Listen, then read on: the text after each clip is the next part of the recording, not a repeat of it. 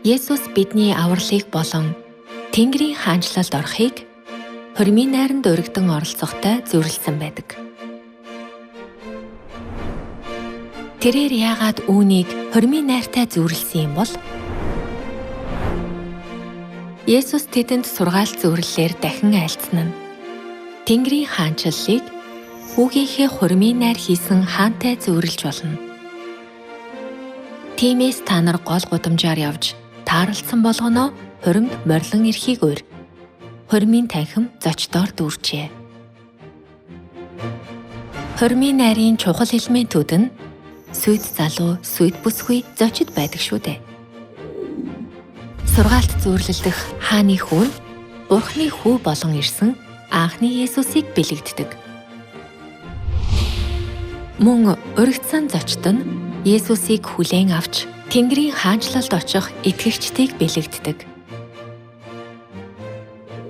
Гэтэл хормын найрын гол дүр болсон сүйд бүсгүй хаанч алга байна. Учир нь анхны эрэлтийн үед сүйд бүсгүй гарч ирэх цаг хараахан болоогүй байв. Сүйд бүсгүй эцсийн өдрүүдэд 2 дахин ирэх үед нь гарч ирнэ гэж Библиэд зөвгөндөг.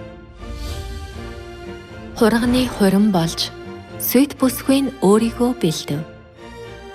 Хурганы хурмын зоогонд өргөдөгсөд ёроолтъя.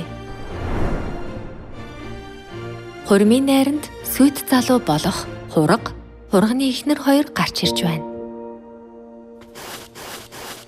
Мөн хурмын найранд өргөдсөн зочид бас байна. Тэнгэрийн орны хурмын найранд сүйд залуу, зочид мөн сүйд бүсгүйч байна. Есүс 2000 жилийн өмнө Тэнгэрийн орны хурмын найранд сүйд бүсгүй бас байдгийг бидэнд мэдүүлсэн хэрэг. Мөн бидний авралыг болон Тэнгэрийн хаанчлалд орохыг Тэнгэрийн орны хурмын найранд оролцохтой зөвлөсөн байдаг. Тэгвэл Илчлэл 19-р бүлгийн зөвнөлдөх сүйд залуу болох хурга нь хэн бэ? Хурга нь Есүс юм.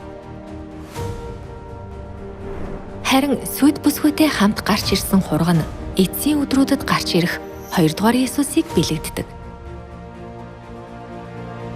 Мөн өргөдсөн зочид нь мөн хамийн юруул авах итгэгчид юм.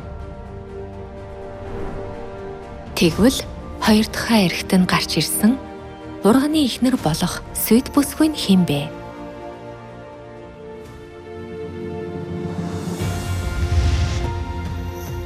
Наашир би чамд хурганы эхнэр болох сүйд бүсгүйг үзүүлэе гэв. Бурханаас гарч Тэнгэрээс буун ирж буй ариун хот Иерусалимыг үзүүллээ. Тэнгэр Иерусалим нь хурганы эхнэр болох сүйд бүсгүйг бэлэгддэг. Библиэд Тэнгэр Иерусалим хэнийг бэлэгддэг юм бол? Тэнгэр Иерусалим нь бидний их юм. Илчлэл номны хурганы сүйд бүсгүй гарч ирнэ гэсэн зөвнөл нь Тэнгэрт байгаа их бурхан энэ дэлхийд гарч ирнэ гэсэн үг юм.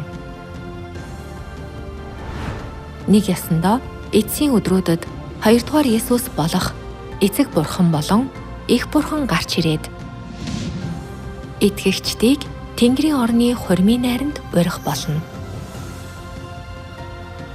Тиймээс эцсийн өдрүүдэд бид эцэг бурхныг төдийгүй их бурхныг ч мөн хүлээн авах ёстой. Тэгж байж л бид хурмын найрын зочны хуваар Тэнгэрийн хаанчлалд орох ёроол авч чадна. Их бурхныг хүлээн авч мөнхийн Тэнгэрийн хаанчлалд баяр хөөр аз жаргал эдэлхийг та бүхнээс хүсье.